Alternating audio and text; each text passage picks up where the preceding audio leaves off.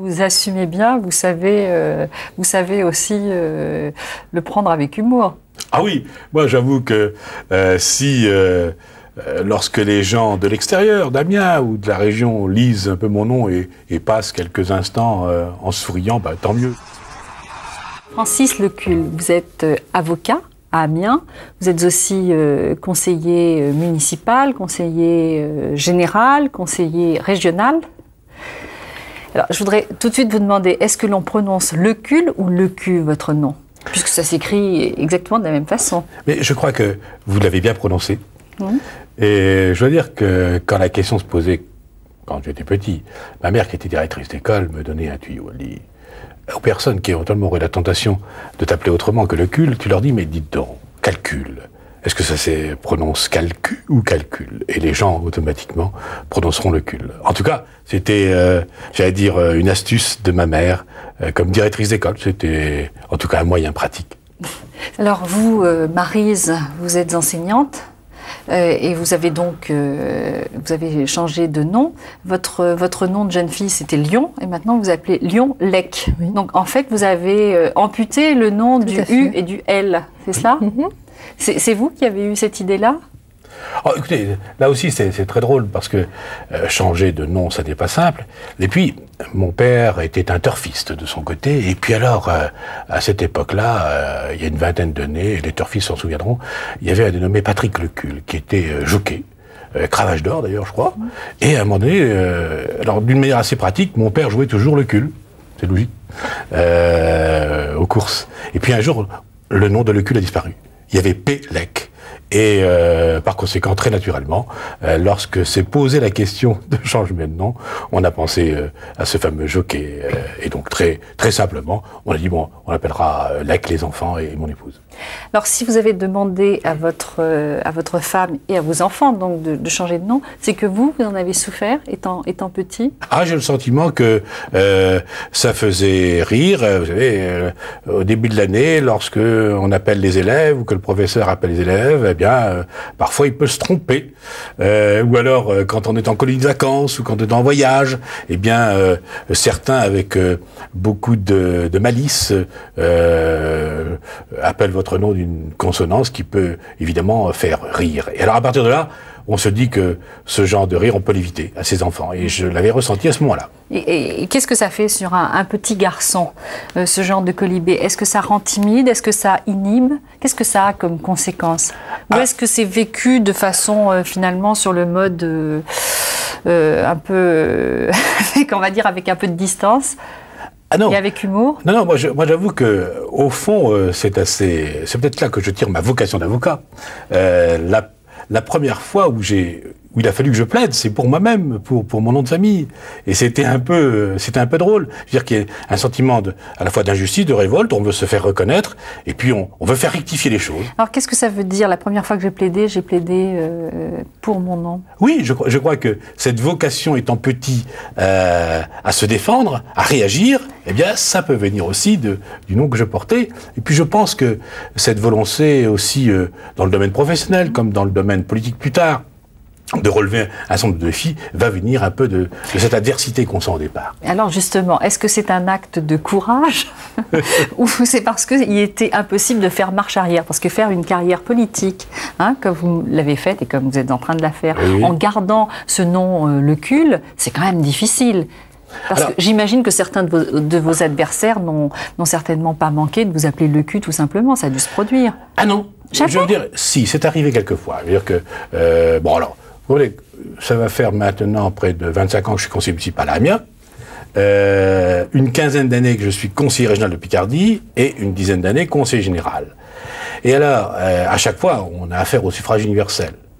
Et j'ai eu le sentiment qu'au fil des années, même si j'avais voulu changer de nom, on a une image, on a une perception, les gens vous perçoivent, et je crois que si j'avais changé de nom, les personnes, mes amis, les électeurs, ceux qui vous font confiance, auraient le sentiment qu'on change de nature, qu'on vient à changer de personnage. Comme un renoncement, voire un déni de soi-même. On veut, il y en a, il veut être fier, il change de nom, il veut être fier, des choses comme ça. Donc, il y a là une certaine authenticité qu'il faut assumer. Alors, je le dis, le non, quand on veut se battre, ça n'est pas un handicap. En fin de compte, vous supportez bien, vous assumez bien, vous savez aussi le prendre avec humour. Ah oui, moi j'avoue que lorsque les gens de l'extérieur, d'Amiens ou de la région, lisent un peu mon nom et passent quelques instants en souriant, tant mieux, la vie est assez difficile. Si même ce soir, quelques-uns passent un bon moment en nous écoutant, eh bien je dis tant mieux, parce que ce sera un espace de sourire et d'humour. Mais il a fallu quand même vous affirmer avec ce nom. Et beaucoup à votre place auraient changé de nom. C'est quand même une preuve de force de caractère. Preuve d'être... C'est vous qui méritiez le nom de Lion, non? En fait. Il est né sous le signe du lion. Voilà. Je ne savais pas. Un petit lion. Alors, oui, c'est possible.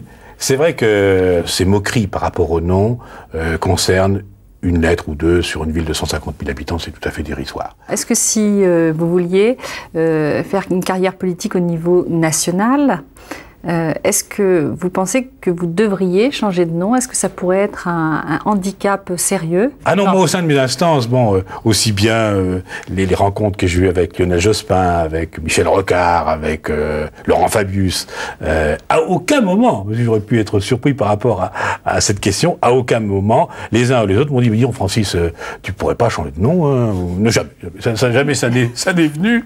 Peut-être aussi, pense-t-il, que ma vocation nationale ne risque rien. Moi, ça, c'est autre chose. En tout cas, ce n'est pas moi ce que j'ai voulu sous-entendre. Oui, non, c'est à eux de répondre, voilà. C'est à eux de voir, mais en tout cas, je ne pense pas que ça puisse être un obstacle. Je dirais même que c'est un nouveau défi. Encore un. Donc, vous avez assumé. Alors, qu'est-ce que vous vous êtes dit? Mes enfants vont être plus fragiles que moi? Pour qu'à un moment donné, proposer aussi, et j'aimerais vous demander à vous, Maryse, donc, quand vous l'avez épousé, est-ce que ça vous a déjà posé un problème de prendre Lecul comme nom d'épouse? Non, parce que moi, je m'appelais Lion, déjà. Oui, justement. Alors, Lion, c'est pas évident à porter quand on est enfant, surtout. Parce que quand on est enfant, le lion, c'est pas le roi de la jungle. C'est le méchant qui dévore l'antilope, enfin, vraiment. Et j'ai le souvenir que même beaucoup plus tard, à l'université, j'étais avec des camarades qui s'appelaient Lynx et le lièvre.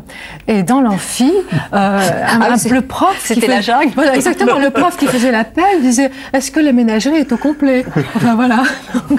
Donc le nom m'a pas gênée, que j'y ai pas pensé, ça c'est pas vrai. Je pense que j'ai traversé l'esprit. Mais il y avait d'autres arguments pour me convaincre. Et vous l'avez accepté d'emblée? Non, j'ai accepté d'emblée. Non, ça s'est jamais posé. On en a parlé quand les enfants ont posé le problème. Donc, comment les enfants ont posé le problème? Un soir, notre fille est rentrée de l'école et je pense qu'il avait dû essuyer quelques moqueries dans la journée. Et elle a dit, moi, je ne veux plus porter ce nom-là. Alors, on a agi tout de suite. Mon mari a... Ça vous a fait mal, vous, à ce moment-là? Ah non, j'ai dit là, bon, il a raison. Au fond, ce que peut-être j'aurais souhaité que mon père ait pu faire à une époque où les choses étaient différentes totalement. Le changement de nom, il y avait des obstacles, on ne savait pas qu'on pouvait changer de nom. Mais là, j'ai dit, pas de problème, on s'est concerté.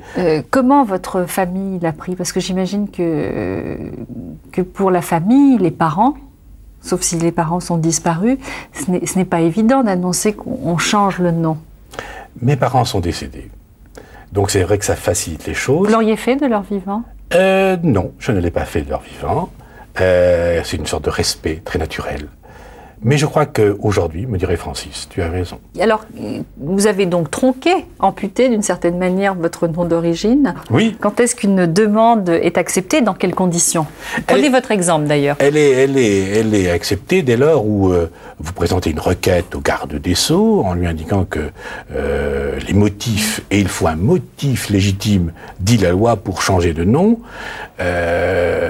Pour cela, vous proposez la substitution, votre autre nom que vous souhaitez, et vous assortissez votre requête qui est déposée auprès du garde des Sceaux, mais aussi vous indiquez dans un journal d'annonce légale quel nom vous souhaitez.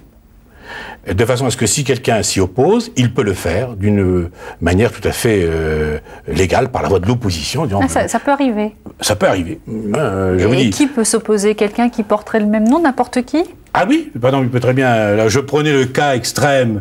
Hein, vous portez tel nom et vous voulez porter un autre nom qui soit plus avantageux pour vous, mais où une famille de longue lignée s'y opposerait. Elle doit pouvoir faire une procédure pour dire nous ne sommes pas d'accord, et c'est à ce moment-là les juridictions qui tranchent. Est-ce que ça coûte cher? Alors, je crois qu'il y a une dizaine d'années, c'était un obstacle sérieux. Moi, je me souviens, à mon époque, c'était de l'ordre de 15 000 francs. C'est pas évident. Je pense que maintenant, avec les nouvelles possibilités, ce chiffre doit être de l'ordre de 2 à 3 000 francs. Donc c'est une bonne chose. Je ne veux pas dire qu'on peut changer facilement de nom. Maintenant, ça va plus vite. Je crois que c'est simplifié. C'est simplifié et ça va plus vite. Je pense que maintenant, en l'espace de 8 à 12 mois, on doit pouvoir changer de nom. Alors qu'est-ce qui se passe pour vous et pour vos enfants? Les actes de naissance sont aussi changés, modifiés, ou ce n'est que la carte d'identité? Le livret de famille qui a changé. Il y a une mention qui a été rajoutée au livret de famille, LEC, c'est tout. Et donc maintenant, on ne parle plus de lecul. Vous, est-ce que vous vous y retrouvez? Est-ce que ça n'apporte pas des troubles identitaires de porter finalement, bon, vous êtes Lion, lecul, LEC. Est-ce que vous vous y retrouvez? Ça ne m'a pas posé de problème particulier. J'ai changé 5 ans environ après que mes enfants l'aient fait. Parce que nous, on portait le nom de Lecul, les enfants s'appelaient Lec, donc il me semblait important d'avoir un lien avec les enfants. Et puis, j'ai eu des responsabilités d'association. Et j'ai eu besoin aussi à ce moment-là de n'être plus la femme de monsieur. Est-ce que vous connaissez cette bourgade qui porte finalement un nom qui est proche du vôtre, tout en étant un peu différent, Montcuq? Ah, c'est pas la même chose. Pas la même chose. Pas la même chose, mais c'est sans doute une charmante bourgade. Oui. Vous n'en avez jamais entendu parler? Si, peut-être bien. Peut-être bien à une certaine époque où il y avait une fabuleuse équipe. Pour ne rien manquer sur ma chaîne Ina Mireille Dumas, abonnez-vous et activez la cloche.